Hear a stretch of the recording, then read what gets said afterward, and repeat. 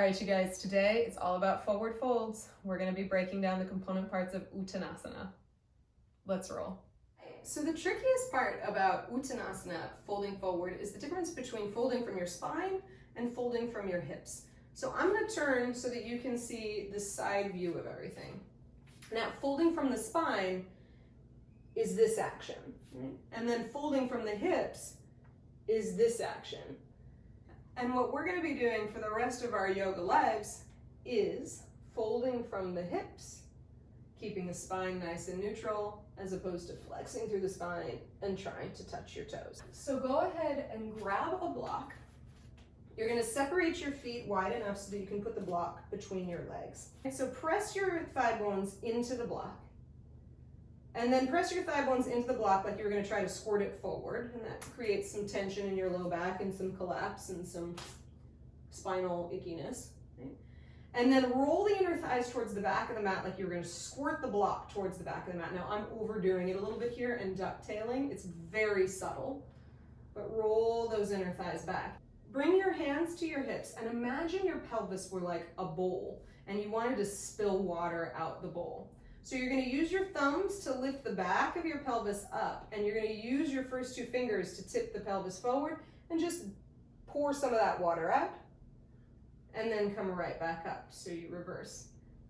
That's a hip hinge. So give yourself just a couple more times to really feel it. You're rolling those inner thighs back, squeezing the block, and then you're tipping the bowl forward so the water spills out the front, and then you tip the bowl right back up. And then one more time, just like that, tip the bowl forward and come all the way back up. So the next part of Uttanasana is just bringing your hands to the floor. And sometimes the backs of your legs can cause some problems there if they're on the tighter side. So as you tip that bowl forward and roll those inner thighs back, the chest starts to move more and more towards the floor, and you bring your hands down to the ground and release your head. Now, if that doesn't work for you because the backs of your legs are super tight, you have two options.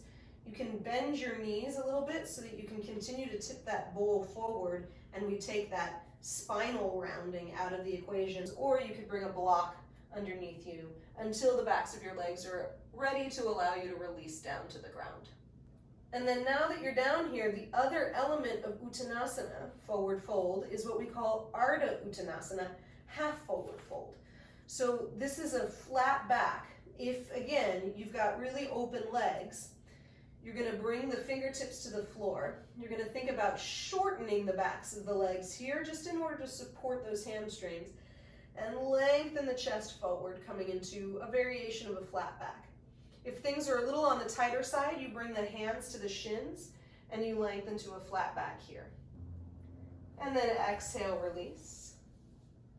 And then you reverse swan dive your way all the way up to standing. And release that block. Set it down. And then we'll do that whole action without the block. So bring your toes together. Feet a little separated so that the sides of your feet are parallel with the sides of your mat. Bring the hands to your hips. What does it feel like to roll the inner thighs back like you were squirting an imaginary block back behind you? Tip that pelvic bowl forward, spill the water out.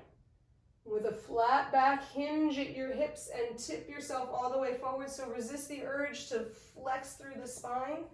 And if that means bending the knees or bringing a block underneath you, you'll do so. Release the hands to the floor and then release the head. Just let yourself hang here for a couple of breaths. Uttanasana. Nice, long, neutral spine. Gorgeous hinge at the hips. And again, if you're in a tighter body, you're just working on getting this folding action happening. If you're in a very bendy body, you're working on contracting through the backs of the legs to protect your hamstrings. And then we inhale, come to a flat back, whether that's fingertips alongside the toe tips or fingertips on the shins. And then exhale, release.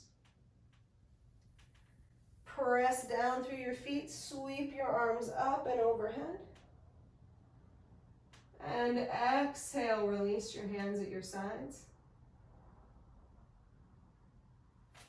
And there you have it. That's Uttanasana.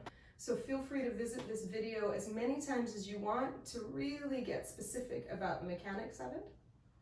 And if you enjoyed this, go ahead and give this video a thumbs up, subscribe to my channel, and ring that little bell so you know when new videos are landing. And I'll see you next time. Have a good one, guys. Namaste.